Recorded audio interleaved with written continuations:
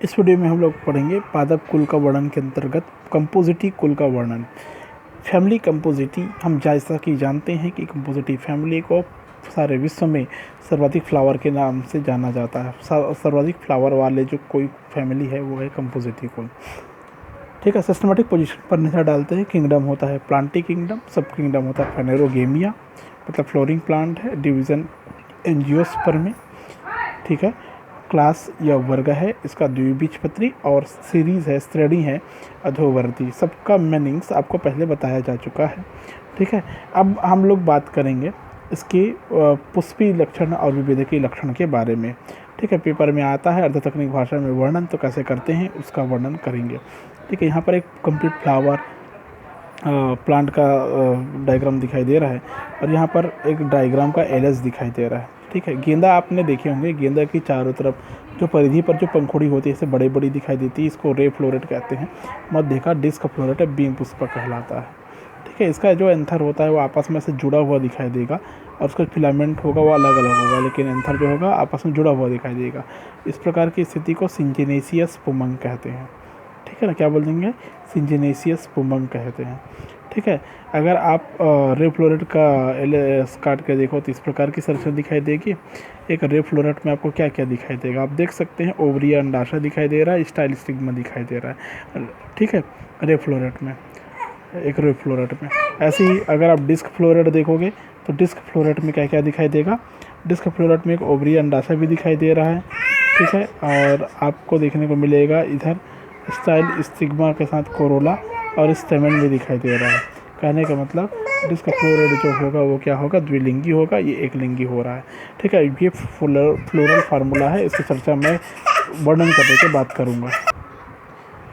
ठीक है, यहाँ पर आप देख रहे हैं सिस्टमेटिक पोजीशन में ऑर्डर होता है इसका कंपोजिटी का एस्ट्रेल्स, और फैमिली होती है कंपोजिटिया एस्ट्रेसी बोलते हैं इसको। ठीक है, एस्टर या एस्ट्रेसी क्यों बोलते हैं आपको मैं बताना चाहूँगा। इसमें जो क्या बोलते हैं, बादल जो होते हैं ना, ये पेपस के रूप में होते हैं, रोमगुच्छ के रूप में होते हैं, एस्टर्स के रूप में होते हैं, इसीलिए इसको हम लोग एस्ट्रेसी या एस्ट्रेल्स ऑर्डर में रखते हैं। ठीक है, भौगोलिक वितरण, जियोग्राफिकल डिस्ट्रीब्यूशन की बात करें तो सबसे बड़ा पुष्पी पादपों का कुल है कंपोजिटी कुल। 900 से अधिक जातियाँ मिलती है। ठीक है, मतलब अन्य कुल में मिलने वाले पौधों की जो कुल सदस्य संख्या का 10वां भाग है इस कुल में मिलता है। भारत में लगभग 674 प्रकार की जातियाँ मिलती है। ठीक है, 674 जातियाँ भारत में मिलती है।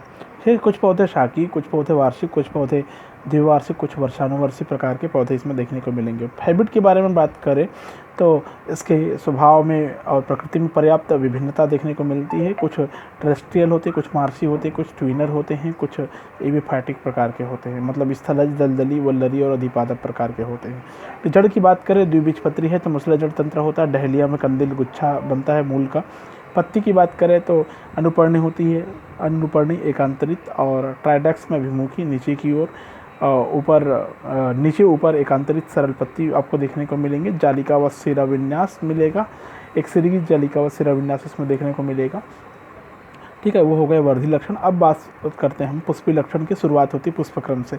इस कुल का लाक्षणिक पुष्पक्रम होता है मुंडक, है असीमाक्षी स्पाइक, या उसे व्युत्पन्न भी हो सकता है। सहपत्रों का एक नीचे चक्र पाई जाती है जिसको इन्वॉल्कर ऑफ ब्रैक्टेट, सहपत्र को परिचक्र कहा जाता है उसको। ठीक है, पुष्पों की संख्या 1000 से लेकर 1 तक, या इकिनॉक्स जानते होंगे आप, इसमें इतनी हो सकती है पुष्पों की संख्या 1000 सूरजमुखी में होती है। पुष्प क्रम वास्तव में छोटे छोटे पुष्पकों या फ्लोरेट्स द्वारा बनाया जाता है। पुष्पक्रम एक फूल समान दिखता है, एक फूल के समान दिखता है। ठीक है, पुष्पकों के प्रकार और विन्यास के आधार पर 3 प्रकार के पुष्पक्रम होते हैं। एक होता है समपुष्पकी, होमोगेमस, जीवाकार, लिंगुलेट, मतलब इसमें पुष्पक्रम जो होगा एक समान, एक लिंगी, प्रायः मादा बंधे होंगे। पुष्पक अनियमित, एक व्यास सम्मित और जीवाकार होंगे। होमोलॉगस, लिंगुलेट या समपुष्पकी, जीवाकार होता है। पुष्पक्रम एक समान, प्रायः एक लिंगी, मादा या बंधे हो सकते हैं। कुछ पुष्प अनियमित या एक व्यास सम्मित, या जिसको हम लोग कहते हैं इर्रेगुलर या जाइगोमॉर्फिक कहते हैं। ठीक है, लेक्टुका और सोंकस में यह सब देखने को मिलता है। दूसरा होता है समपुष्पकी नलिकाकार, होमोगेमस, ट्यूबुलर, नलिका समान होता है ये। ठीक है, पुष्प द्विलिंगी होगा, नियमित होगा, रेगुलर एक्टिनोमार्फिक होगा, ट्यूब्यूलर होगा। ऐसे रेटम इसका एग्जाम्पल है। ऐसे ही विषम पुष्पी हेट्रोगैमस, 2 प्रकार के पुष्पक मिलेंगे विषम पुष्पिकी में। एक रश्मि पुष्पक होगा, दूसरा बीम पुष्पक होगा। रश्मि पुष्पक एक लिंगी और बंध्य होता है। ये जो एक लिंगी होता है स्त्री केसर युक्त होता है। बीम पुष्पक जो होता है ये उभयलिंगी द्विलिंगी नियमित होगा। ठीक है, सूरजमुखी एक लिप्टा में देखने को मिलेगा आपको। ठीक है, अब आता है फ्लावर या पुष्प। पुष्प जो होता है सपत्री होता है, ब्रैक्टिएट BR लिखा रहेगा। असपत्री भी हो सकता है, आवृंती हो सकता है, होता है, एक व्यासम्मित या त्रिज्या सम्मित, जैंगोपरीक हो सकता है, पंचतई, बाइसेक्सुअल, उभयलिंगी, एकलिंगी, स्त्री केसरयुक्त, पुंकेसरी और बंध्य होते हैं। ऐसी बाह्यदल पुंज के बारे में बात करें तो कैलिक्स बाह्यदल पुंज की संख्या जो होती है अंडाशय के शीर्ष भाग पर एवं दलपुंज नलिका के चारों ओर कुछ सोल शुक्रों में सीटी सदृश रचनाएं पाई जाती हैं, जिन्हें सम्मिलित रूप से बाह्यदल रोम या रोमगुच्छ कहा जाता है, पैपस कहा जाता है। ठीक है, इन्हें पैपस मतलब जब बाह्यदल पुंज देखेंगे वहाँ पर P या पैपस लिखा हुआ रहेगा। ठीक है, इसको सीटी या सल कहना ज़्यादा उपयुक्त रहता है। रिड्यूस या हराशित मानी जाती है। ऐसे ही दलपुंज की संख्या होती है 5। इसमें संयुक्त दली या नलिकाकार होती है, कीपाकार, द्विओस्थी, जिह्वाकार हो सकती है। किसी किसी में दलों की संख्या 5 स्पष्ट नहीं होती, नखर या दांत के समान दांत की संख्या जैसे प्रदर्शित होती है। ये देखने में दल का जो पूर्ण ससंजनी या कोहेशन देखने को मिलता है। फलस्वरूप दांतों की जो संख्या होगी कम दिखाई देती है, निमी या अनिमी हो सकती है, या एस्टिवेशन कोरिस्पर्शी प्रकार का होगा। ऐसे आता है पुमंग। पुमंग की जो संख्या होती है 5, युक्त कोशी दलग्न होता है, परागकोश द्विओष्ठी आधार लग्न अंतर्मुखी प्रकार का होता है। जायांग की संख्या में बात करें तो जायांग द्विअंडपी होता है, युक्त अंडपी मतलब आपस में जुड़ा हुआ।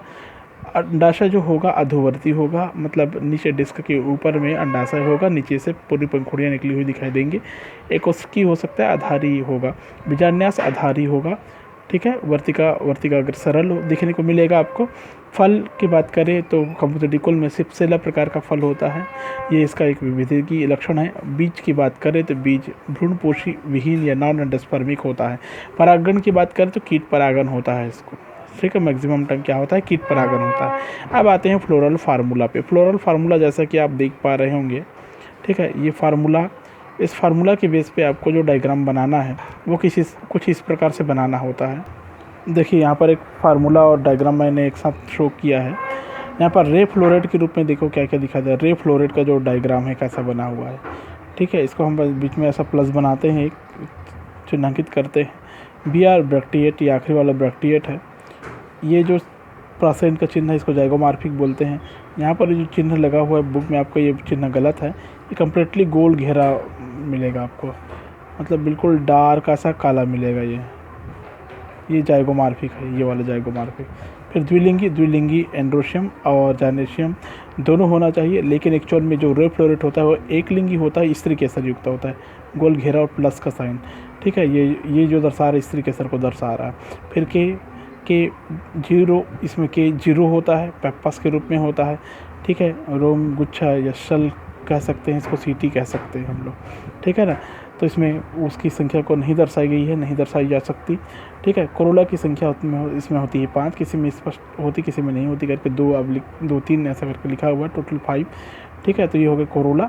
ब्रैकेट में बंद है तो ये हो जाएगा संयुक्त दली हो जाएगा।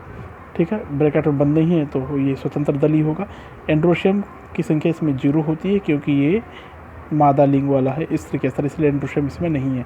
जाइनेशियम में जायांग में अंडपों की संख्या है 2, द्विअंडपी बाइकार्पल्टी बोलते हैं जिसको, ब्रैकेट में बंद, तो युक्त अंडपी है, ऊपर लाइन खींचा हुआ है, ये अधोवर्ती अंडाशय को दर्शाता है। ठीक है, तो ये इसका डायग्राम हो गया। ठीक है, समझ में आया। और डिस्क फ्लोरेट में फिर वैसे ही BR आपको दिखाई दे रहा है, एक्टिनोमॉर्फिक ऊपर दिखाई दे रहा है आपको, तो ये द्विलिंगी है। द्विलिंगी एक जायांग और एक पुमंग मिलाकर द्विलिंगी हो गया। के इसमें भी पैपस, K0 पैपस लिखते हैं हम लोग, के पैपस के रूप में। C5 कोरोला की संख्या है 5, आपको दिखाई दे रहा होगा। ठीक है, और 5 कोरोला पुमंग से जुड़ा हुआ है, तो ऊपर में ऐसा लाइन खींचा हुआ देखने को मिलेगा आपको कभी कभी कई जगहों पर, तो ये होता है दलग्न पुमंग होगा। एंड्रोशियम की संख्या इसमें 5 दिखाई दे रही है, आप देख सकते हैं। जाइनेशियम की संख्या भी 1 और 2 की संख्या में दिखाई दे रही है, ऊपर लाइन खींचा है, मतलब अधोवर्ती प्रकार का अंडाशय है। ये हो गया फार्मूला और फ्लोरल डायग्राम।